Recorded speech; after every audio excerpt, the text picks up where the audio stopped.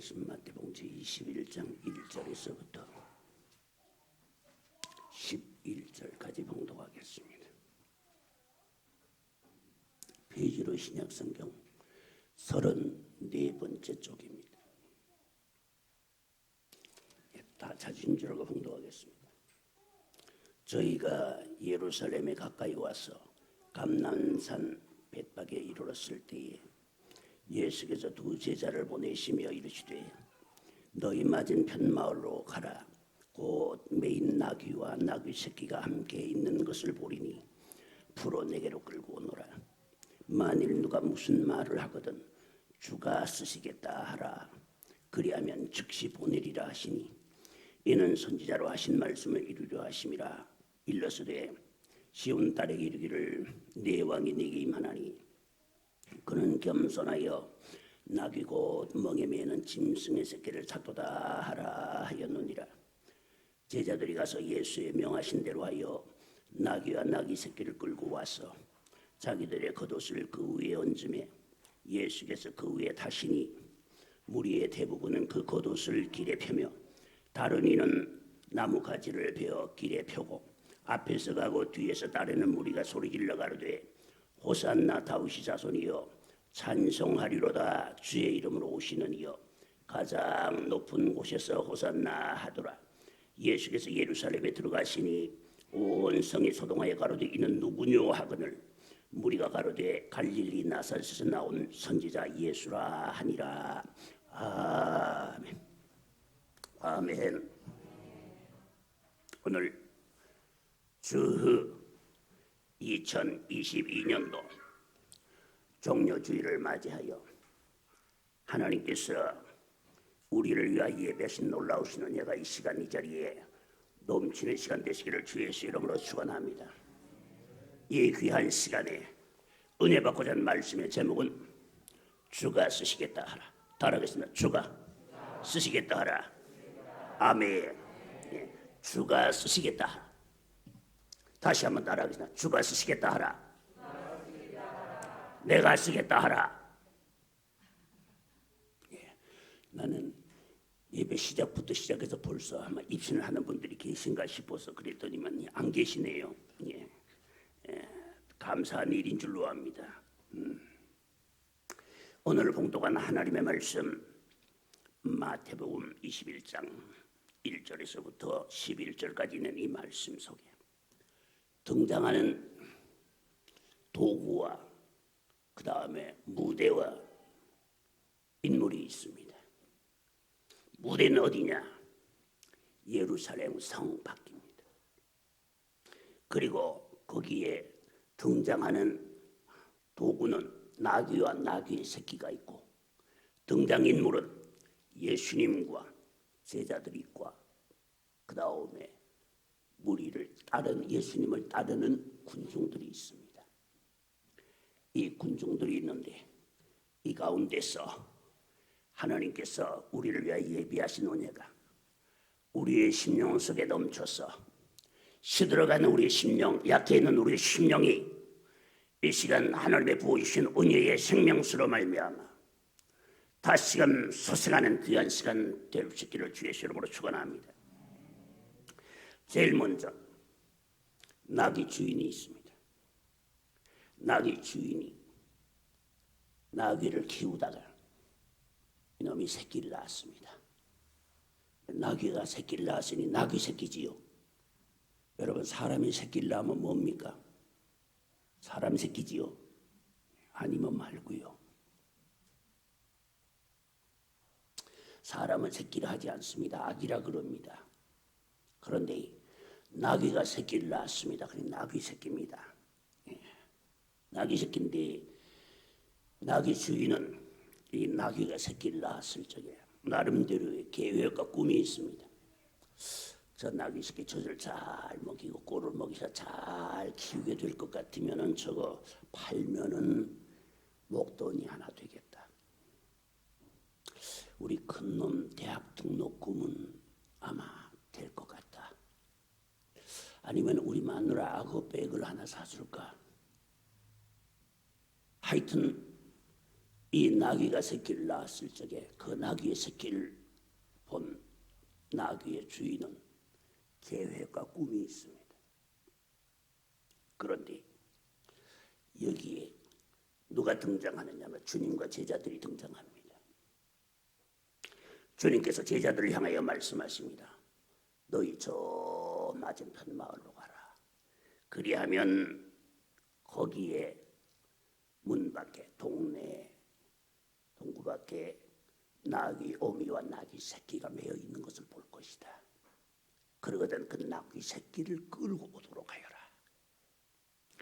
그 끌고 오도록 하여라 하는 제자들의 하는 주님의 명령에 제자들은 아멘 하고 갑니다.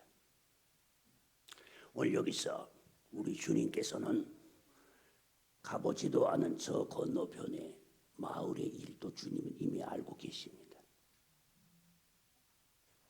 주님 이 자리에 안 계셔서도 여러분들이 지금 예배 드리는 여러분들의 심령을 주님은 아시고 계십니다.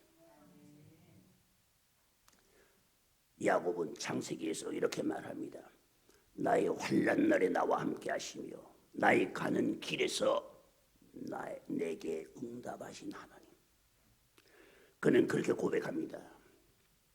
하늘의 하나님이 되시며 땅의 하나님이 되시오니 하나님은 하나님의 보좌에 앉아서 하늘에만 계시는 것이 아니라 땅의 모든 것도 주관하시고 아시는 하늘과 땅의 하나님이시다.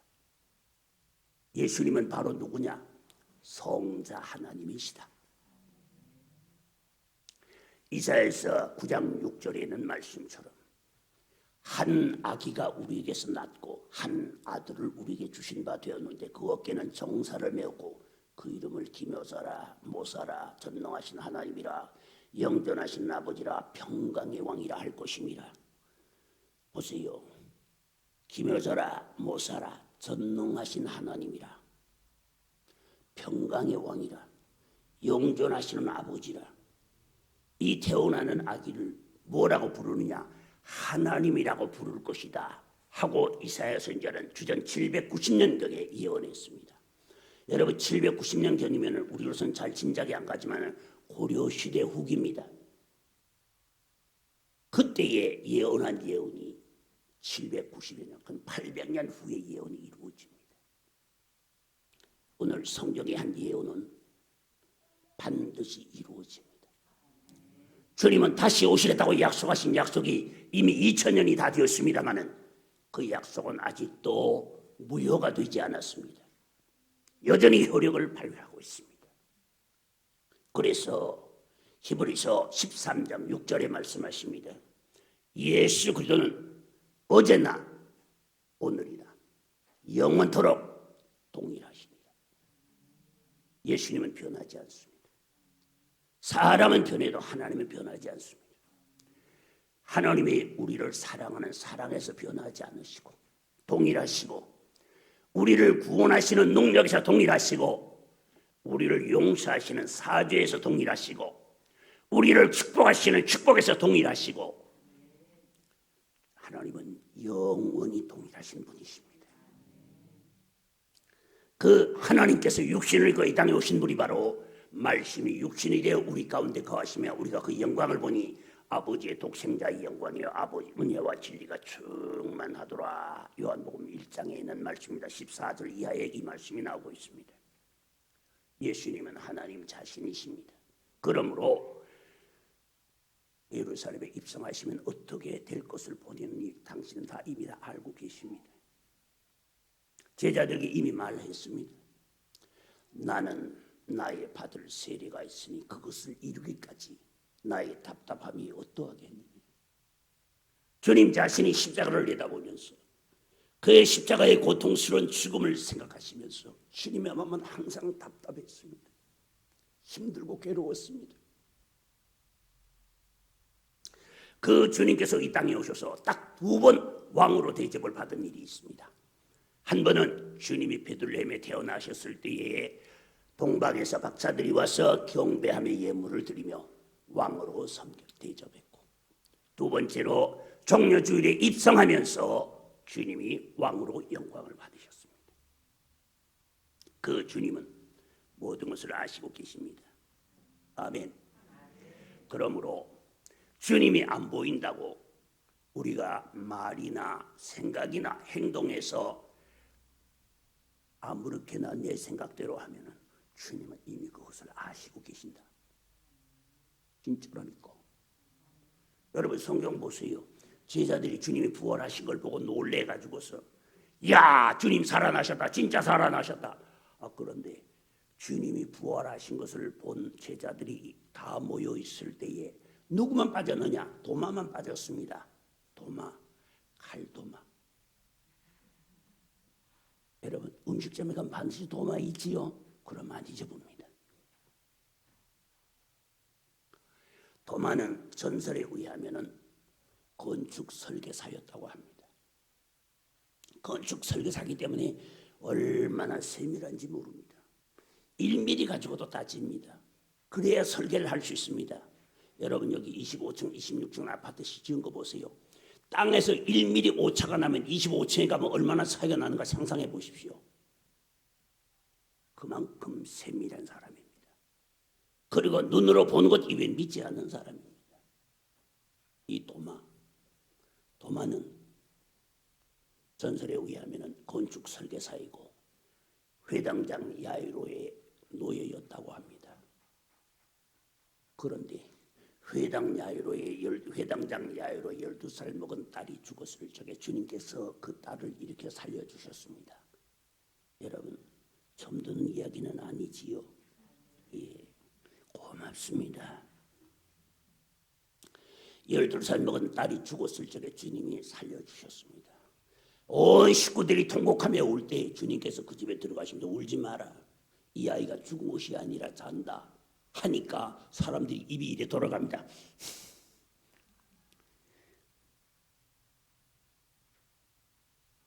돌았어. 그런데 주님은 어떻게 하십니까? 다 우는 사람들 조용하라 그러고 밖으로 나가라. 그러면 베드로와 요한만 데리고 들어가십니다. 베드로와 요한을 데리고 들어가셔서 죽은 아이의 손을 붙잡고 일어나라. 소녀야 내가 네게 명하노니 일어나라 하는 그 말씀 한마디에 이 소녀는 일어났습니다. 할렐루야. 주님이 가셔서 하신 그 한마디의 말씀이 초상집을 잔치집으로 바꾸었습니다. 오늘 하나님께서 우리에게 하신 약속 하나가 우리를 저 지옥의 불구덩이에서 건져내어서 영생으로 들어가게 하십니다. 할렐루야.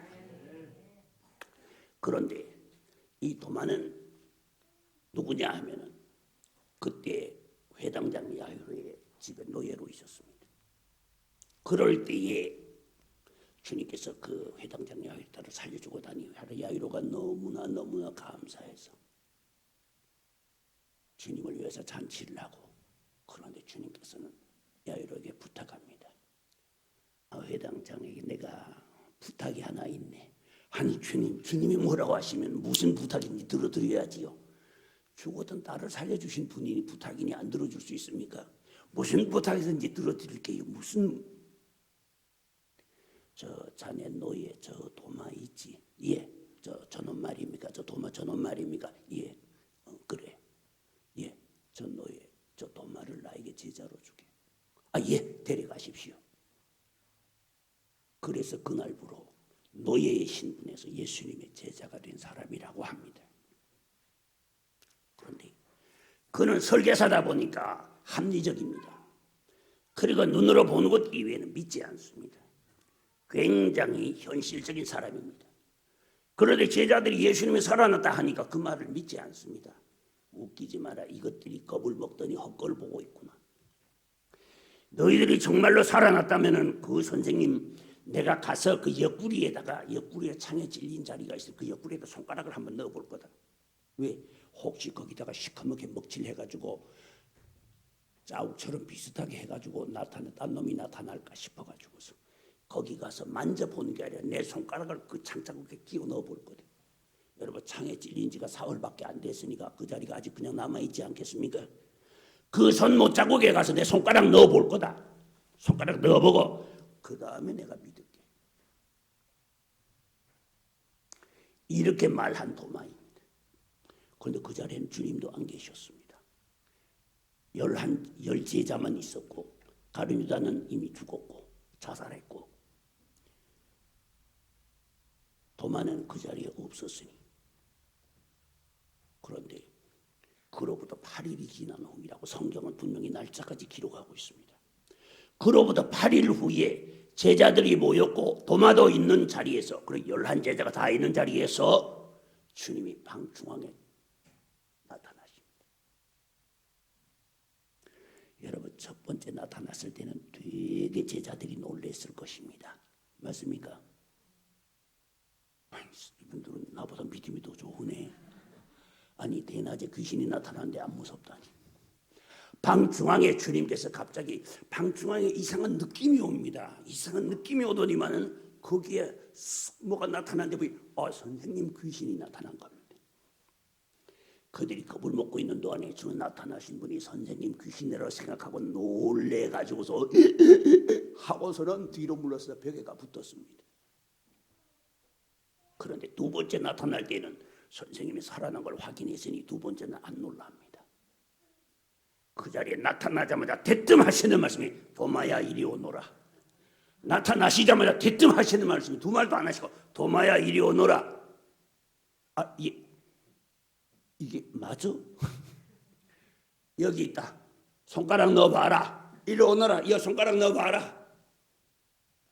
도마가 그저께야 손가락 넣어볼 사이가 어디 있습니까? 무릎을 꿇고 엎드리면서 말합니다. 나의 주십니다. 나의 하나님이십니다. 도마가 신앙을 고백합니다. 우리 주님은 그 자리에 안 계셨어도 도마가 무슨 말을 했는지 무슨 짓을 했는지 이미 다 아시고 오셨어요. 오늘 저와 여러분들 이 자리에 주님이 안 보여도 저와 여러분들이 예배드리는 자세를 하나님은 다 보시고 계시는데, 하나님은 이 세상에 77억의 인류를 다 부르셨지만은, 다 초대하셨지만은, 그러나 천국에 들어가는 사람은 77억이 다가 아니라는 것을, 이 자리에 예배를 드린 여러분들 똑같이 성령 찬송을 들고 이 자리에 와서 예수님을 부르지만은, 예배를 하지만은, 그러나 저와 여러분들이 드리는 예배를 주님은 뭉뚱그려서 한꺼번에 받으시는 것이 아니라 여러분들이 개인 한 사람의 예배를 주님께서는 구별해서 받으신다는 사실을 여러분들은 알아야 합니다. 성경에 보게 되면 가인과 아벨의 제사를 여러분들 잘 아실 것입니다. 가인이 누군지 아시지요? 예, 여러분 혹시 잘못하면 절세 가인으로 잘못 생각하면 곤란합니다. 예, 그러니까 가인, 그는 가인이라고 발음할 줄 압니다. 우리 번역, 우리 성은 저걸로는 가인으로 번역했습니다만 이 가인입니다. 가인과 아벨이 제사를 지내니까 하나님께서 가인의 제사와 아벨의 제사를 구별하셨습니다. 가인과 그 제사는 받지 아니하시고 아벨과 그 제사는 받으셨습니다. 하나님은 같은 예배, 같은 제사, 구약에서 제사가 신약에서 예배가 되었는데 같은 예배, 같은 제사라도 하나님은 구별해서 받는다는 사실을 우리는 기억해야만 합니다. 오늘 우리가 성령 찬송을 듣고 교회에 다니면은 구원 받았다고 생각하는 불쌍한 사람들이 교회 안에는 너무나 많습니다. 여러분, 교회에 다니는 사람이 되지 마시고 예수님을 믿는 사람이 되세요. 어떻게 하면 다니는 사람에서 예수를 믿는 사람이 되느냐? 그것은 다음 시간에 해야 되겠습니다. 이럴 때는 웃는 신용이라도 해야 덜 썰렁합니다. 그러므로 주님은 모든 것을 아시고 계신다. 오늘 나의 예배도 주님은 구별해서 받으신다. 나의 드리는 예배가 과연 하나님이 받으시는가? 스스로 돌아보시기 바랍니다. 바로 요한복음 4장 23절에 말씀하십니다. 따라하겠습니다. 하나님은 영이시니 예배하는 자가 신령과 진정으로 예배할지니라. 아버지께서는 이렇게 자기에게 예배하는 자들을 찾으시느니라. 아멘. 하나님은 영이십니다. 사람이 아니고 물질이 아닙니다. 그러므로 하나님이 영이시기 때문에 영으로 예배해야 합니다. 하나님께서는 신령과 진정으로 하는 예배를 찾으신다고 했습니다. 이 자리에 주님께서 살펴보십니다. 누가 신령과 진정으로 예배하는가? 누가 성경 창서 들고 교회에 다니는 사람인가? 주님은 살펴보시고 계십니다. 그리고 신령과 진정으로 하는 예배를 주님은 찾으시고 그 예배를 받으십니다. 여러분, 신령과 진정에 대해서는 짧게 두 마디만 하겠습니다. 길게 하면 여러분들 집에 가실 테니까. 신령이란 뭐냐? 성령의 인도를 받아야 됩니다. 두 번째, 진정은 뭐냐? 마음과 입술과 생각이 같아야 진정인 줄 압니다. 됐습니까?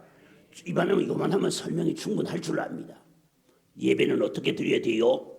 이 자리에 와 앉아 있으면 생각도 여기 와 있고 마음도 여기 와 있고 입도 여기에 와 있어서 마음속의 생각과 영혼과 우리의 육체와 입술이 하나가 되어서 하나님을 찬양할 적에 입술만 아닌 마음과 생각과 영혼까지 찬양해야 합니다.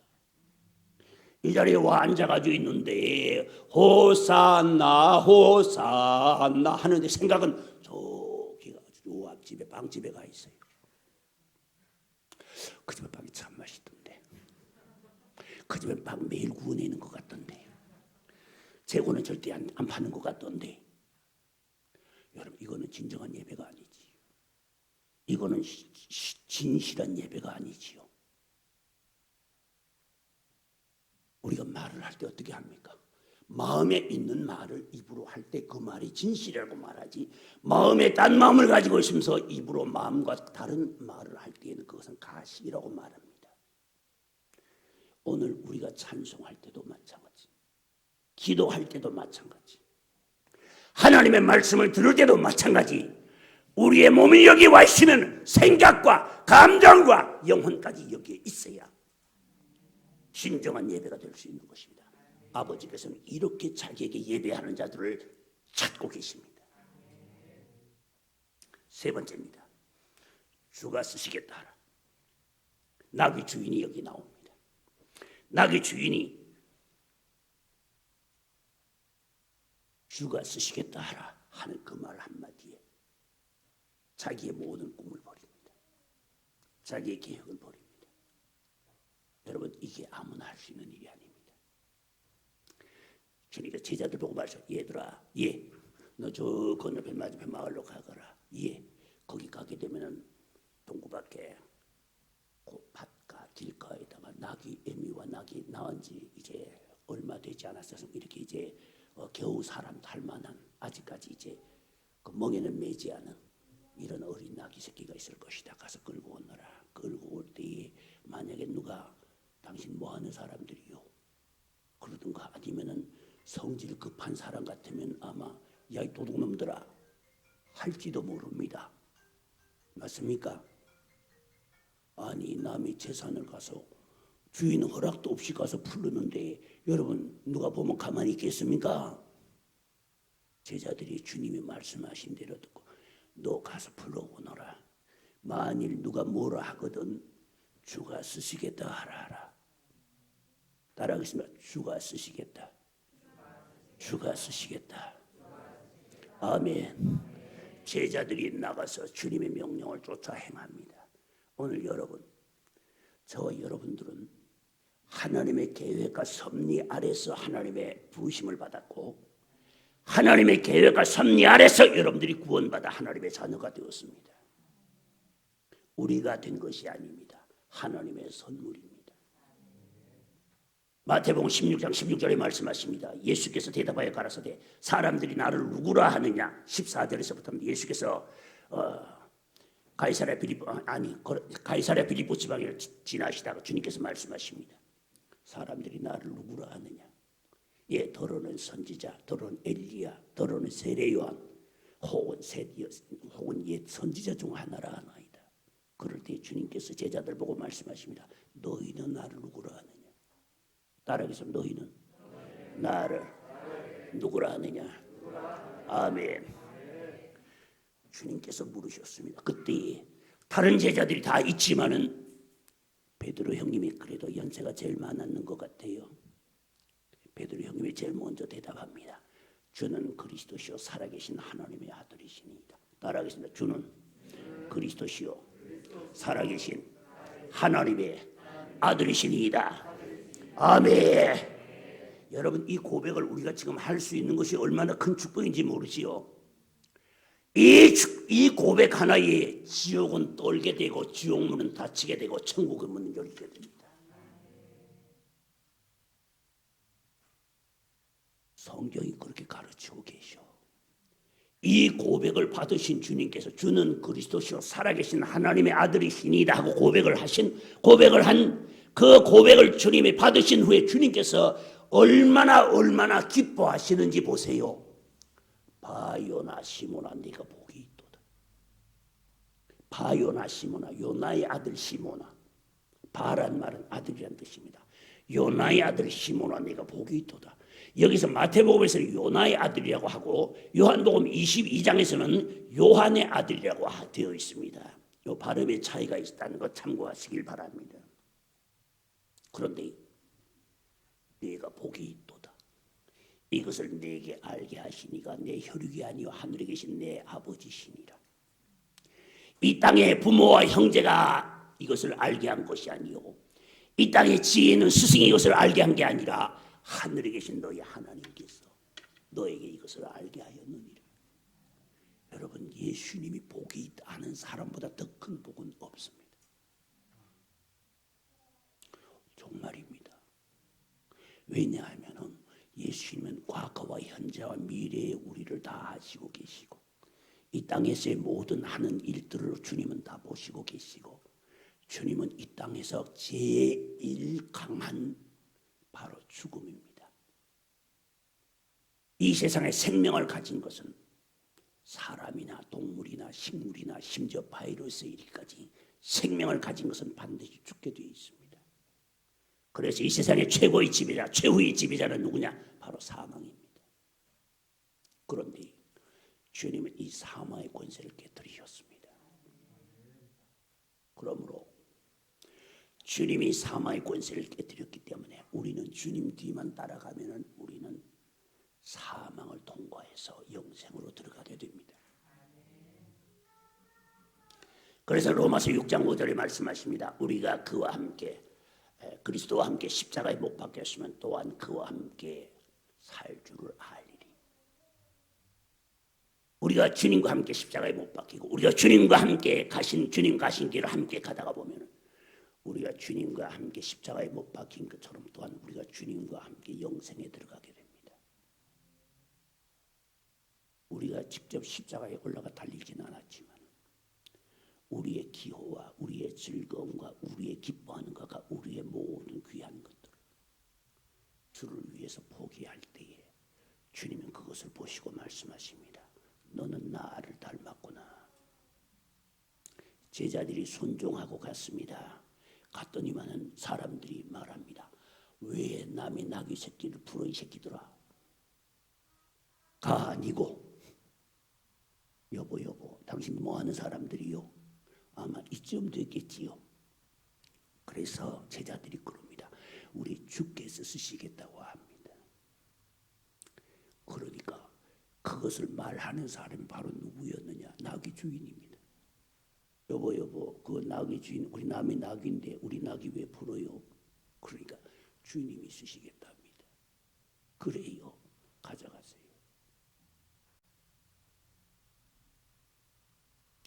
아무나 할 수 있는 게 아닙니다. 주님은 그 나귀를 팔아서 헌금하라 하시지 않으셨습니다. 그 나귀를 쓰고 난 다음에 돌려주셨습니다. 하지만은 이 나귀 주인은 다시 돌려받을 생각을 하고 보낸 것은 아닌 줄 압니다. 주가 쓰시겠다 할 때에 하고 저거 팔면은 큰 놈 대학 등록금 날라갔네. 마누라 아거백 날라갔네. 주가 쓰시겠다. 오늘 주님께서 이 자리에 찾아오셔서 우리를 향해서 말씀하십니다. 너희 가장 소중한 것이 무엇이냐? 우리가 가장 소중하게 여기는 것이 뭡니까? 아마 그것이 어쩌면 사람마다 다르겠습니다만 어떤 가족이 될 수도 있고 근데 부동산 문서가 될 수도 있고 가지가지가 있을 것입니다만 그 가장 귀한 것을 주님께서 말씀하십니다. 그건 내가 필요한데 줄 수 있겠니?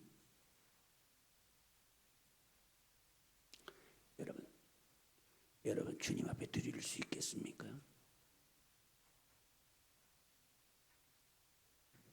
저는 항상 저 자신에게 묻습니다.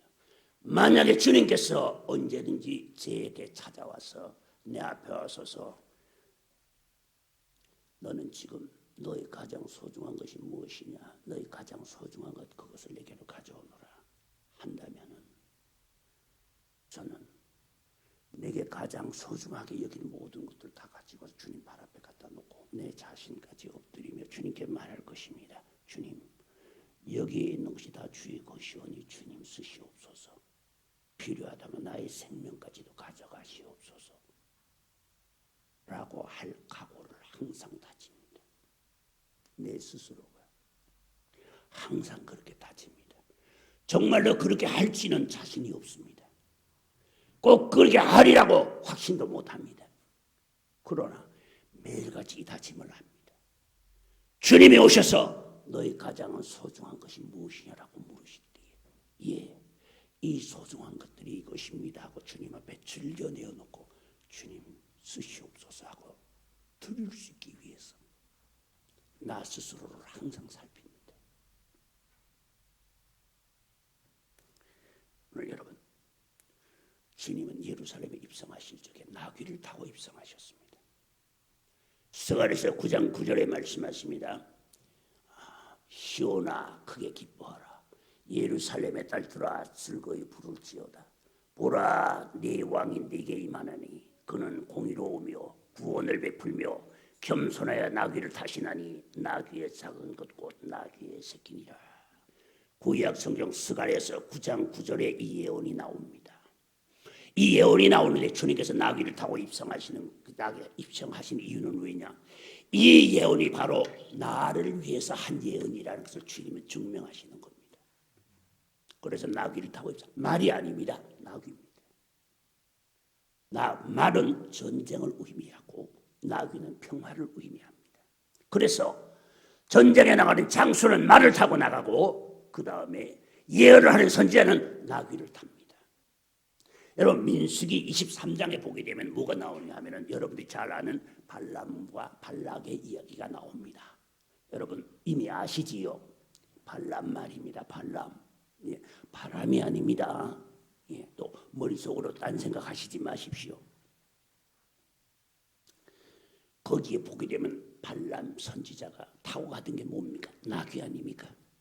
나귀가 선지자가 잘못된 길로 가니까 타고 가던 나귀가 입을 열어가지고서는 어떻게 합니까? 선지자를 책망하잖아요.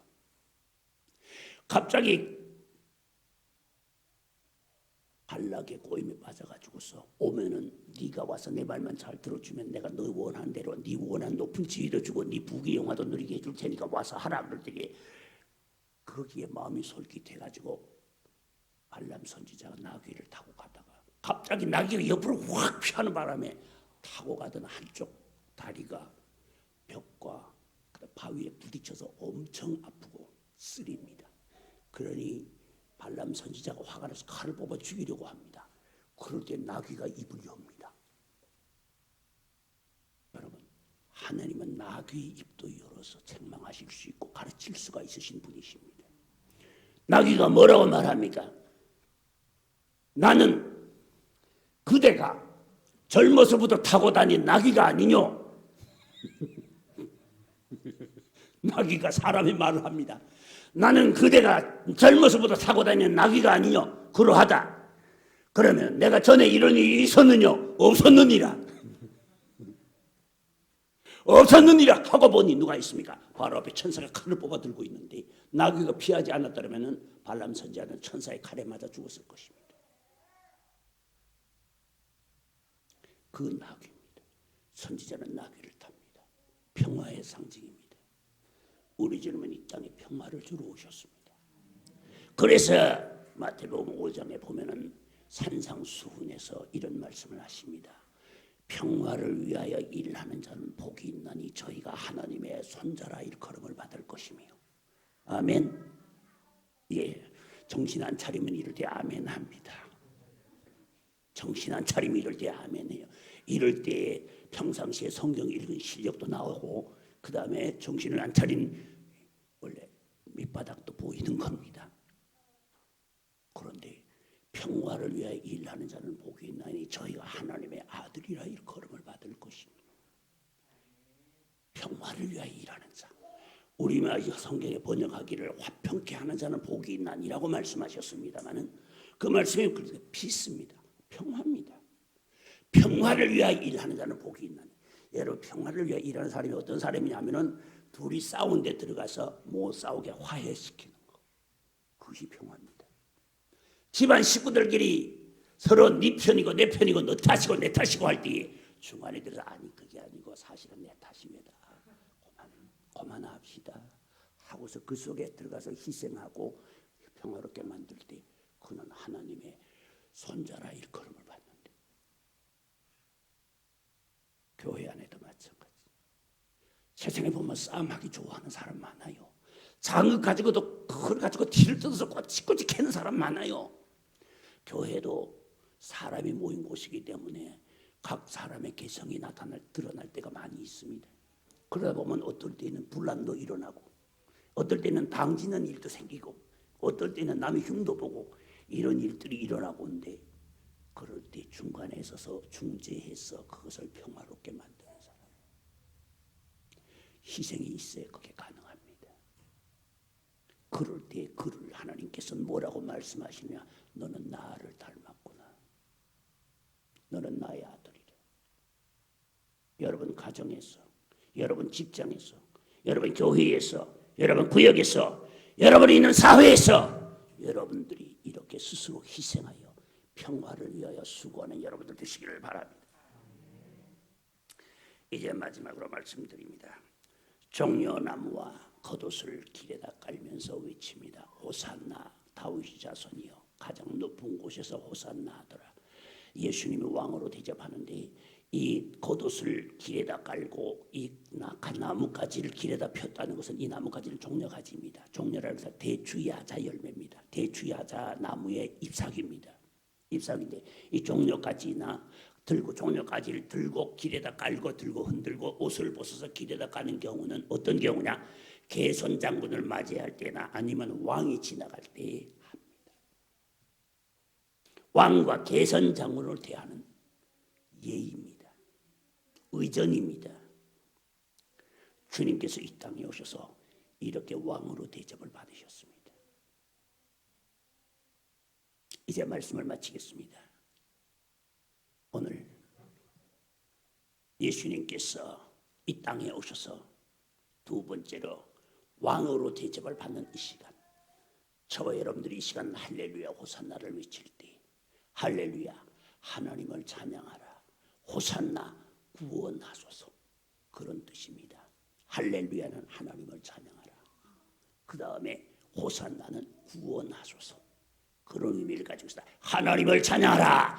우리를 구원하소서. 질병과 사망과 고통과 전쟁과 죽음에서 죄악에서 지옥의 권세에서 우리를 구원하소서 하고 외치는 무리와 함께 우리의 목소리도 거기에 하나가 되어서 우리 주님 앞에 주가 쓰시겠다 할 때에 주님 앞에 드리고 이렇게 영광을 돌리는 여러분들 되시기를 바랍니다. 기도하겠습니다.